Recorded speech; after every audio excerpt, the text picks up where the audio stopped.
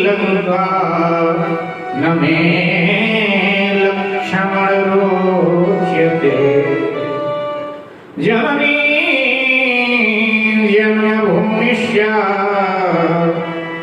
स्वर्गादपि गरीयसी। यह है राष्ट्र प्रेम श्री राम का, भारत के प्रति प्रेम श्री राम का।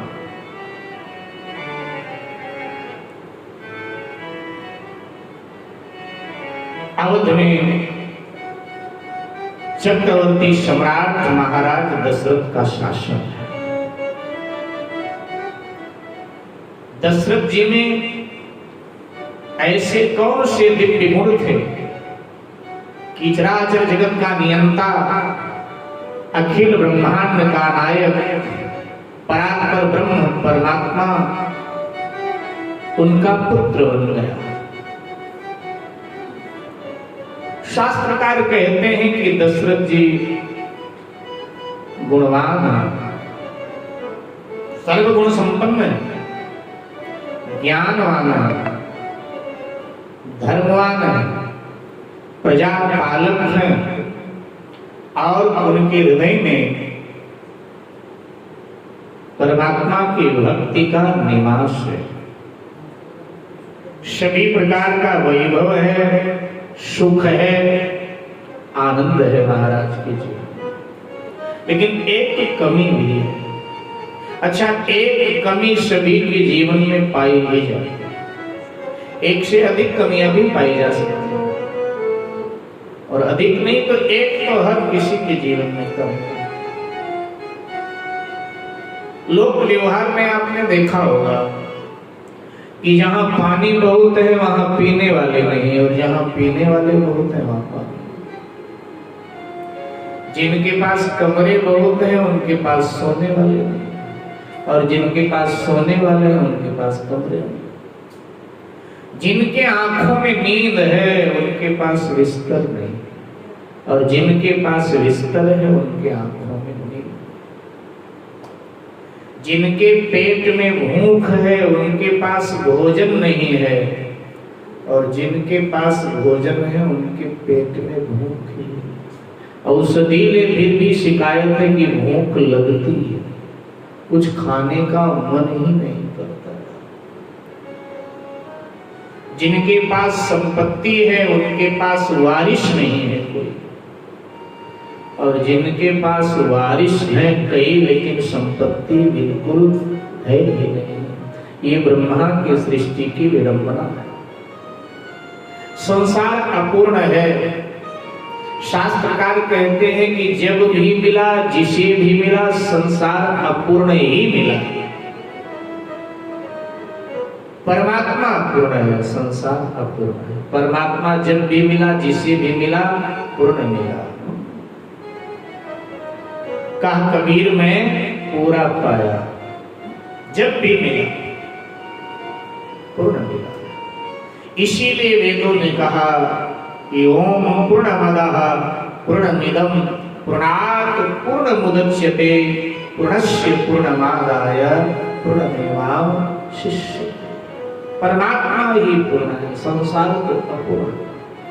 इतना बड़ा साम्राज्य महाराज का, लेकिन कोई वारिस नहीं है।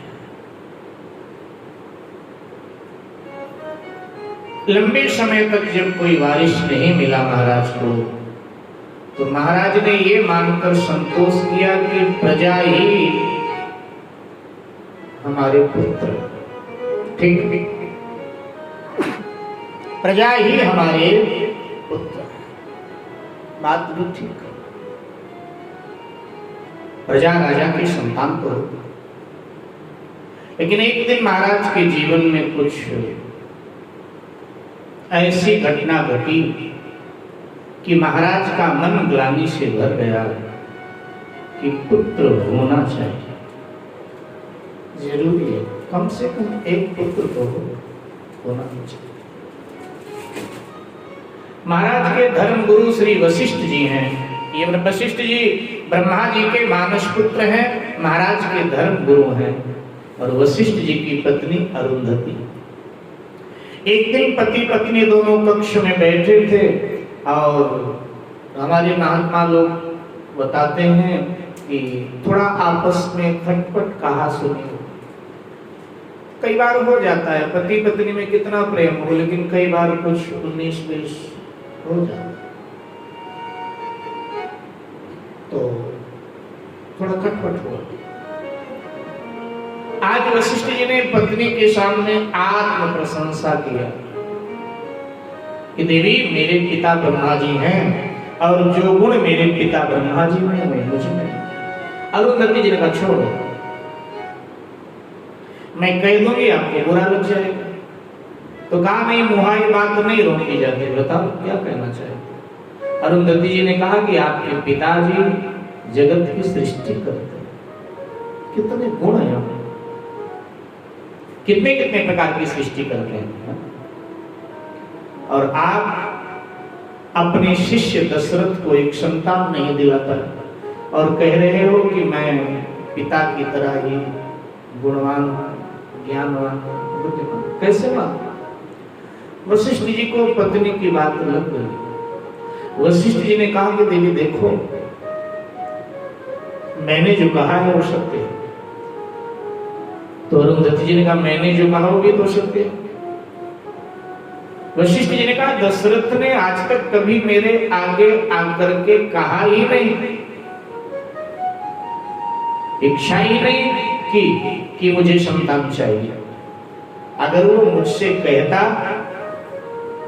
तो इतनी क्षमता मैं रखता हूं, मैं संतान को दिला सकता हूं दशरथ।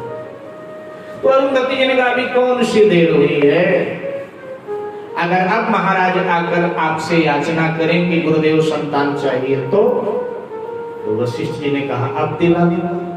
अरुंधति जी ने कहा ठीक है, एक काम मैं करती हूँ, दूसरा आपको। और अरुंधति जी ने अपने पौत्र वामदेव को गोद में लिया। दोपहर का समय महाराज दशरथ भोजन के लिए राजमहल में विराज गए थे। अरुंधति जी प्रवेश कर गए।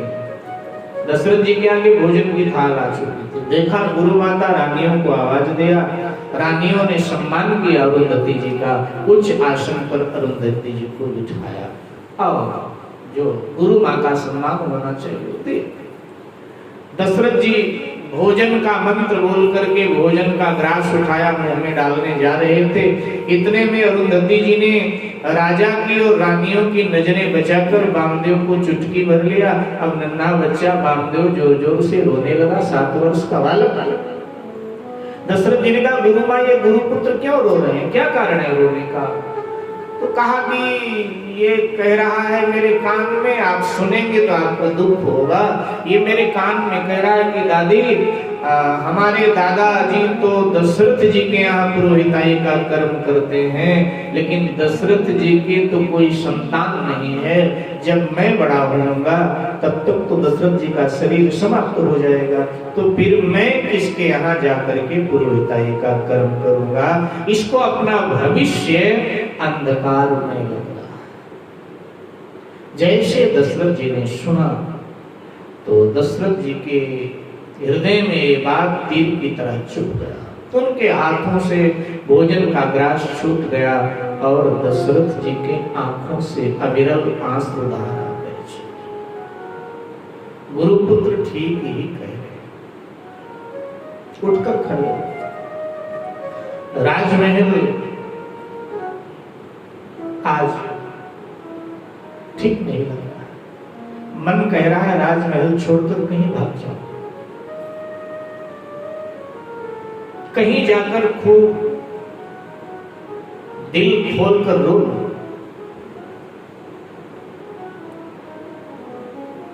जीवन में कभी कभी ऐसे मुकाम आते हैं, कभी कहता है कि जहां आंसू ही सिर्फ हिंसा के काम आते हैं। कहां जाओ, निकल पड़ेगा ऐसे, किधर जाओ, कहां रो? इधर उधर में रोऊंगा तो लोग सामने तो थोड़ा संवेदना जताएंगे, इसके बाद में मजाक बनाए।